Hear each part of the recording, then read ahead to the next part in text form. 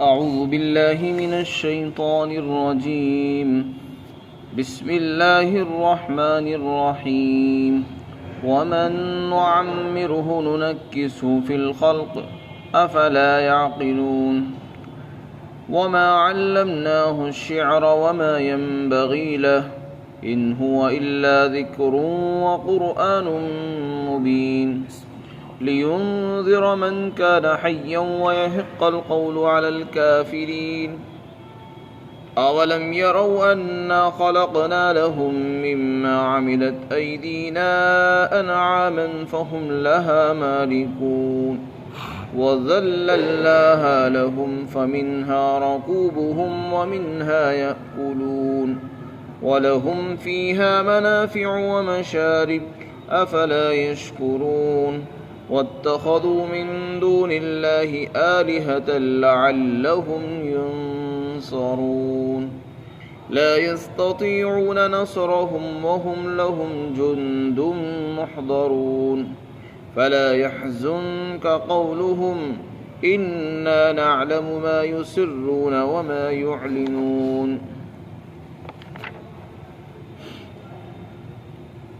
اور ہم جس شخص کو لمبی زندگی عطا کرتے ہیں تو پھر ہم اس کو الٹا واپس کر دیتے ہیں، الٹ دیتے ہیں پہلی تخلیق کے اندر.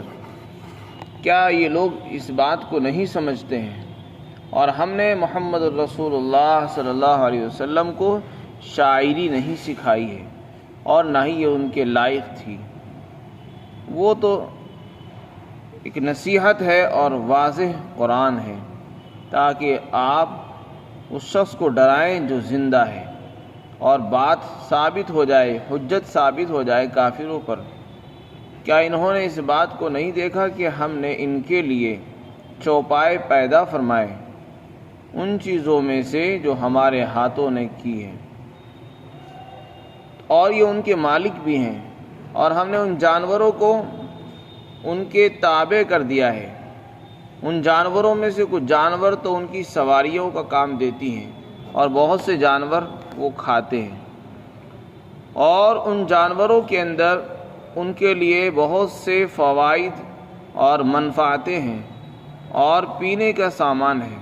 کیا یہ لوگ شکر ادا نہیں کرتے ہیں؟ اور اللہ کو چھوڑ کر انہوں نے بہت سے خدا بنا لیے ہیں اس امید پر تاکہ ان کی مدد کی جائے، حالانکہ وہ خدا ان کی مدد نہیں کر سکتے، نہ اس پر قدرت رکھتے ہیں، بلکہ وہ خدا تو ان کے لیے فریق مخالف بن کر حاضر کر دیے جائیں گے. لہذا اے پیغمبر صلی اللہ علیہ وسلم ان کی باتیں آپ کو غمگین نہ کریں اور رنجیدہ نہ کریں. یقیناً ہم خوب جانتے ہیں ان باتوں کو جو وہ چھپاتے ہیں اور جن کو وہ ظاہر کرتے ہیں. آیت شریفہ میں اللہ تعالیٰ نے اپنی قدرت کے مظاہر کو بیان فرمایا. انسان جب پیدا ہوتا ہے تو پیدا ہوتے وقت انتہائی کمزور، لاچار اور مجبور ہوتا ہے. انسان کی ابتدا ایک پانی کے نطفے سے ہے، منی کے نطفے سے ہے جو پانی ہے، گندا پانی. وہ انتہائی کمزور، غلیظ، ناپاک.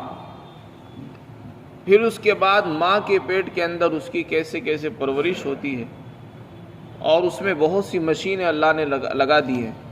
خلاصہ کائنات عالم اصغر ہے. اور جب وہ دنیا میں باہر آتا ہے تو انتہائی کمزور ہوتا ہے، اٹھ نہیں سکتا، چل نہیں سکتا، خود کھا پی نہیں سکتا، ہر چیز میں دوسروں کا محتاج. اللہ نے اس کے لیے ماں کی چھاتیوں کے اندر غذا پیدا فرمائی. چنانچہ وہ پروان چڑھتا ہے، پلتا ہے، بڑھتا رہتا ہے، یہاں تک کہ جوانی کی دہلیز پر قدم رکھتا ہے تو اس کی قوہ مضبوط ہو جاتی ہے، اس کو ہر چیز کی طاقت مل جاتی ہے، جوانی آ جاتی ہے، اس کے پٹھوں میں قوتیں آ جاتی ہیں، پٹھے مضبوط ہو جاتے ہیں، ہاتھ پیر مضبوط ہو جاتے ہیں، یہاں تک کہ لوگوں کو پچھاڑنے لگتا ہے، پہلوان بن جاتا ہے.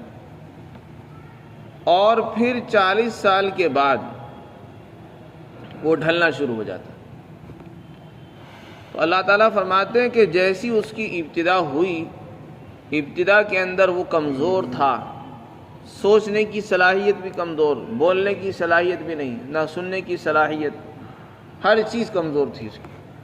وہ ساری کمزوریاں بڑھاپے میں جب اللہ کسی کو لمبی زندگی عطا فرماتے ہیں تو وہ ساری چیزیں لوٹ کر واپس آ جاتی ہیں۔ چنانچہ جیسے جیسے انسان بڑھاپے کی طرف کو چلتا ہے ایسے ایسے اس کی عقل کمزور ہو جاتی ہے، سننے کی صلاحیت کمزور، دیکھنے کی صلاحیتیں کمزور، پکڑنے کی صلاحیتیں کمزور، چلنے پھرنے میں طاقت میں کمزوری آ جاتی ہے، یہاں تک کہ اندر کی جو مشینیں ہیں، معدہ ہے، لیور ہے اور گردے ہیں، دل ہے، بہت سی اللہ نے بہت سی چیزیں لگا رکھی ہیں، مشینیں، وہ سب اپنا کام کرنا کم کر دیتی ہیں، کمزور پڑ جاتی ہیں اور کھال لٹک جاتی ہے، چہرے پر جھریاں آ جاتی ہیں، چلنے میں چال بدل جاتی ہے انسان کی، اور بالکل وہی عادتیں جو بچپن میں تھی وہ باتیں اس میں پیدا ہو جاتی ہیں، کمزوریاں عقل کے اعتبار سے کمزور، بھولنے کی بیماری پیدا ہو جاتی ہے۔ یہ سارا جو تبدیلی اور تغیر ہو رہا ہے یہ اللہ کی مستقل قدرت ہے، اور اللہ یہ سبق دینا چاہتے ہیں انسان کو کہ اے انسان اپنی طاقت پر گھمنڈ مت کر، یہ جو کچھ ملا ہے یہ ہمارا دیا ہوا ہے، ہم نے دیا، ہم نے جب چاہا لے لیا۔ تو ذرا سے جوانی کے دنوں میں اپنے آپ کو اکڑ مکڑ کر چلا کر یہ دکھانا کہ جی میں سب کچھ ہوں، اللہ تعالیٰ فرماتے ہیں کہ تم کچھ نہیں ہو، یہ جو کچھ دیا ہم نے دیا، اب دیکھو بڑھاپے میں ہم نے واپس لے لیا۔ کہاں گئی تمہاری اکڑ، کہاں گئی وہ بڑائی اور غرور تکبر جو جوانی میں کرتے تھے، آج دکھاؤ۔ تو اللہ انسان کو بتانا چاہتے ہیں، بڑھاپے میں وہ چیزیں واپس لے کر یہ بتانا چاہتے ہیں کہ یہ سب کچھ تمہارا نہیں تھا، یہ ہمارا تھا، ہم نے ایک وقت کے لیے دیا تھا، تم نے اس کا غلط استعمال کیا، ہم نے واپس لے لیا۔ ہم جب چاہیں واپس لینے پر پوری طاقت رکھتے ہیں، اس لیے انسان کو کسی قدرت کے، کسی طاقت کے ملنے پر غرور نہیں کرنا چاہیے، اور یہ نہیں سمجھنا چاہیے کہ یہ میری اپنی ذاتی چیزیں ہیں، میرا ذاتی کمال ہے، میرے پاس طاقت ہے، میرے پاس ذہن بہت اچھا ہے، میرے پاس عقل بہت اعلیٰ۔ ہر چیز کے اندر زوال آنے والا ہے، ہر چیز فنا ہو جائے گی۔ تو جب انسان کی آنکھوں کے سامنے یہ چیزیں فنا ہو رہی ہیں تو یہ عالم کیوں فنا نہیں ہوگا؟ اور جیسے اللہ نے ان چیزوں کو فنا کر دیا ہے، دوبارہ پیدا بھی کر رہا ہے، تو دوبارہ پیدا کرنے پر قادر کیوں نہیں ہو سکتا؟ جس ذات نے ان کو بنایا، ان کو قوت دی، دوبارہ ان کو کمزوری پیدا عطا فرما دی۔ یہ چیزیں پہلے بھی کمزور تھی، ان کو واپس اسی حالت پہ لوٹا دیا۔ تو ایک انسان جس کو اللہ نے دنیا میں بھیجا ہے، اس کو دوبارہ پیدا کرنے پر اس کو پوری قدرت حاصل ہے۔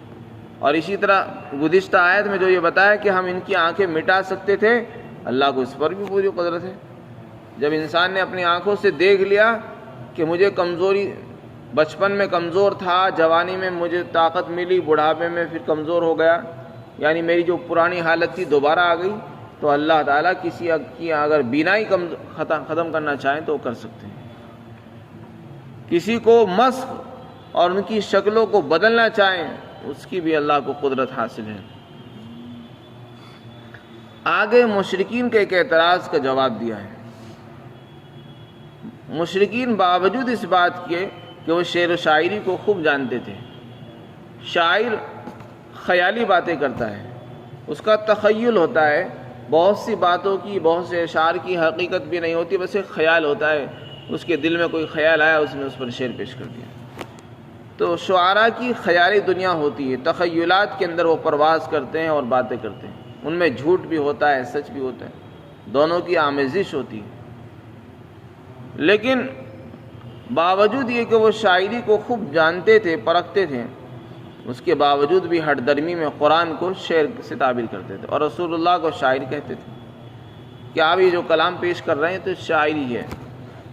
شاعری کہنے کا مطلب یہ ہے کہ جیسے شعراء جھوٹی باتیں کرتے ہیں اور ان کا حقیقت سے کوئی تعلق نہیں ہوتا، صرف خیالات ہوتے ہیں، بس اسی طرح یہ قرآن ہے۔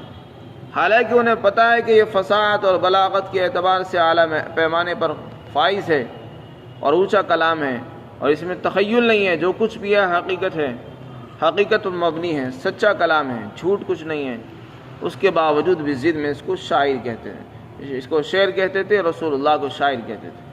اس کا جواب قرآن نے دیا ہے کہ دیکھو شاعری نہ تو ہم نے رسول اللہ کو سکھائی ہے، جس کی بنیاد پر تم یہ کہہ رہے ہو کہ یہ قرآن شعر ہے۔ جب ہم نے رسول اللہ کو شاعری سکھائی نہیں تو ان کو شاعری کہاں سے آ گئی؟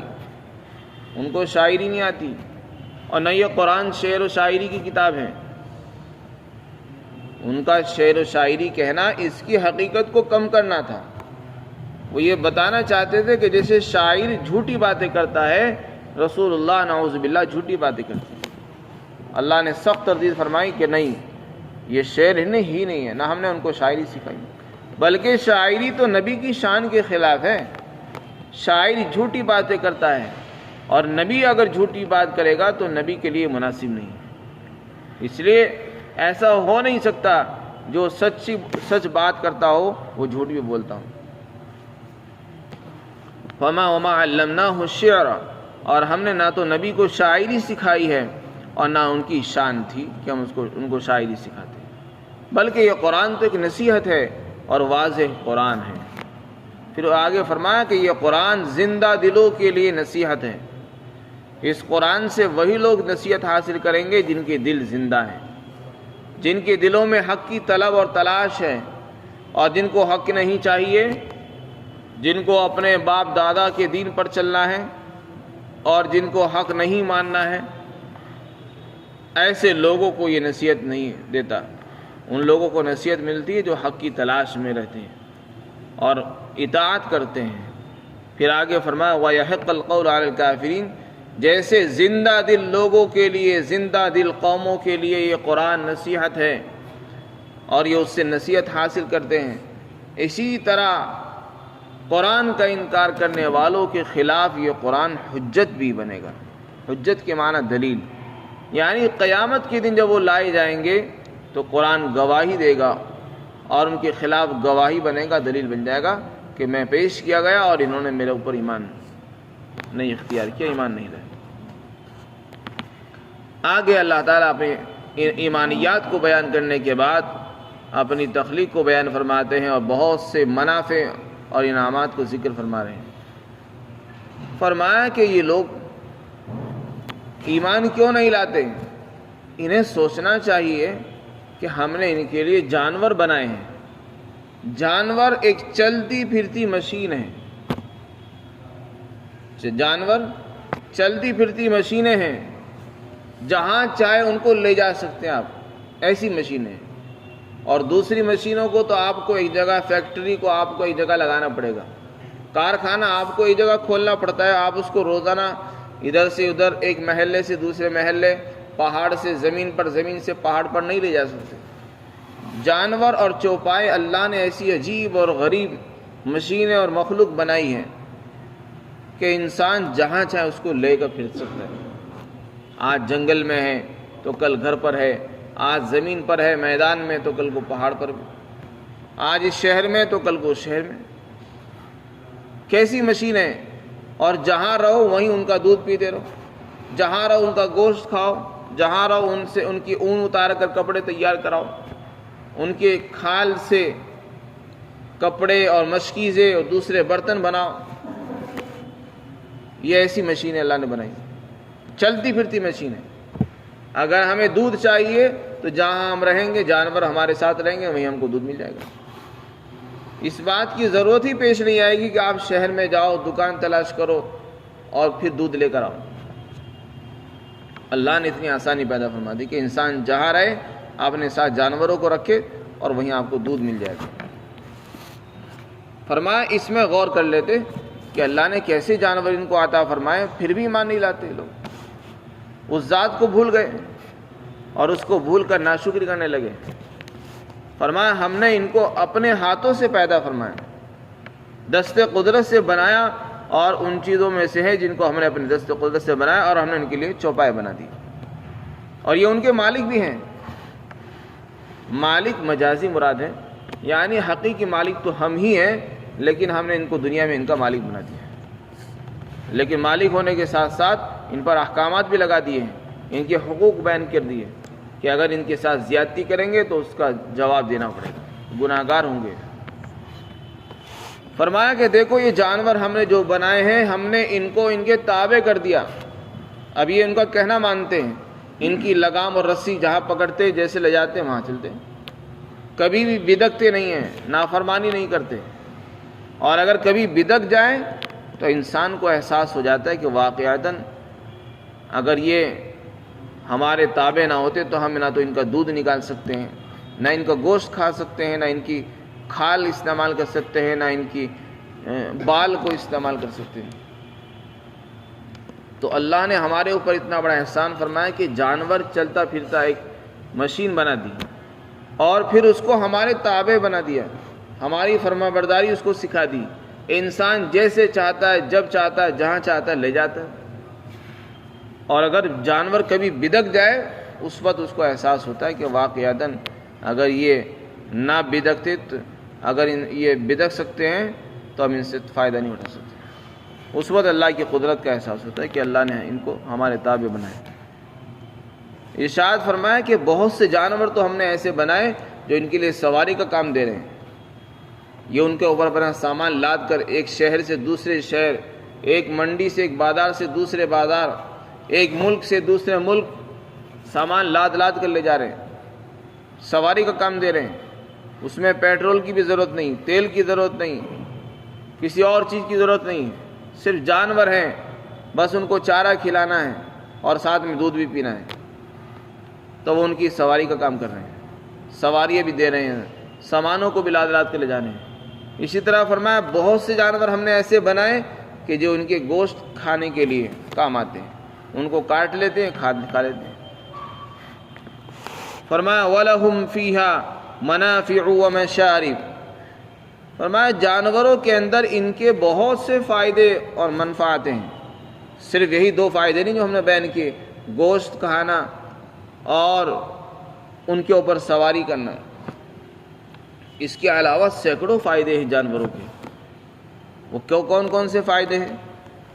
بہت سے جانوروں کی کھال دباغت دے کر، اس کو سکھا کر، نمک لگا کر اس کو اس قابل بنایا جاتا ہے کہ پھر انسان اس سے چمڑے کے سامان تیار کرتا ہے، لباس بناتا ہے، مسلح بنا لیتا ہے، مشکیزہ بناتا ہے، برتن بنا لیتا ہے، مختلف سامان چمڑے کے بنائے جاتے ہیں، چمڑے کے جوتے بنائے جاتے ہیں، چمڑے کے بہت سارے سامان، پہننے کے لباس بنائے جاتے ہیں، یہ سب جانوروں ہی کی سے تو ہوتا ہے۔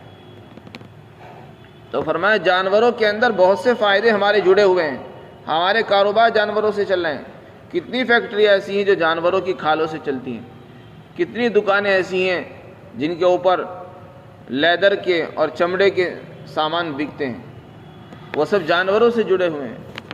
اگر جانور نہ ہوتے نہ کھال بنتی، نہ چمڑا بنتا، اور نہ اس سے جوتے تیار ہوتے، اور نہ چمڑے کی اور لیدر کی سامان ہم کو ملتے ہیں۔ فرمایا منافع کے اندر اور بھی چیزیں آتی ہیں، ان کی کھال، ان کے بال، بہت سے جانور ایسے ان کے بدن کے اوپر بال ہوتے ہیں، ان کو بالوں کو کاٹ لیا جاتا ہے، پھر اس سے کپڑے تیار کیے جاتے ہیں، انہی کپڑے تیار ہوتے ہیں، ان کا گوشت کھایا جاتا ہے، ان کی ہڈیاں کام آتی ہیں، ان کے بال بھی کام آتے ہیں۔ وَمَشَارِبُ، فرمایا اور اسی طرح ان میں پینے کے بھی سامان موجود ہیں، پینے سے مراد ہے دودھ۔ مشارب مشرب کی جمع ہے، مشروب کے معنی ہے، مراد ہے پینے کی چیزیں۔ اللہ نے ان کے تھنوں میں دودھ رکھا ہے، جب انسان چاہتا ہے دودھ پی لیتا ہے۔ بعض علماء نے فرمایا کہ مشارب اس میں ظرف ہے کہ برتن پینے کی جگہ، اگر مشارب مشروب کے معنی میں ہو تو معنی ہوں گے پینے کی چیزیں جن کو پیا جاتا ہے، اور جمع لے کر آئے تو اس میں اشارہ فرما دیا کہ اس میں ایک چیز نہیں، دودھ کی اقسام بہت ہیں، دودھ سے انسان بہت سے فائدے حاصل کرتا ہے، وہ سب جانور سے ہوتے ہیں۔ جب انسان دودھ نکالتا ہے تو دودھ کو جما کر دہی بناتا ہے، اور دودھ سے مکھن نکالتا ہے، دودھ سے گھی نکالتا ہے، دودھ سے پنیر بناتا ہے، اور نہ جانے دودھ سے کتنی مٹھائیاں اور سامان بناتا ہے۔ تو اللہ نے اجمالی طور پر فرما دیا کہ ان جانوروں میں تمہارے بہت سے فائدے جڑے ہوئے ہیں، تمہارے پینے کے سامان بھی ہے، لسی بناتے ہو، یہ کہاں سے بنتی ہیں؟ جانور نہ ہوتے تو یہ چیزیں کہاں سے مل جاتی؟ ان سب کے کاروبار، جتنی بھی ڈیریاں ہیں، دودھ کی ڈیریاں ہیں، ان کے کاروبار کیسے چلتے ہیں؟ یہ سب جانوروں سے جڑے ہوئے، اور جانور ہم نے بنائے۔ اگر ہم جانور نہ بنائے تھے تو ہمارے کاروبار ٹھپ ہو جاتے۔ اسی طرح بہت سی فیکٹریوں کے اندر کپڑے بن رہے ہیں، اونی کپڑے، وہ اون کہاں سے آ رہی ہے؟ وہ جانوروں کے بدن کے اوپر سے آ رہی ہے۔ اگر یہ نہ ہوتی تو سب کے کارخانے ختم ہو جاتے۔ تو اس لیے اللہ تعالیٰ یاد دلا رہے ہیں کہ دیکھو ہمارے احسانات کو یاد کرو، ہماری نعمتیں کس قدر پھیلی ہوئی ہیں، تمہارے اوپر ہر لمحہ اللہ کی نعمتیں بے شمار ہیں۔ افلا یشکرون، کیا یہ لوگ پھر بھی شکر ادا نہیں کرتے؟ انسان کو غور کرنا چاہیے کہ اس ذات نے ہمارے اوپر کتنے احسانات کیے اور ہم اس کی عبادت بھی نہیں کرتے۔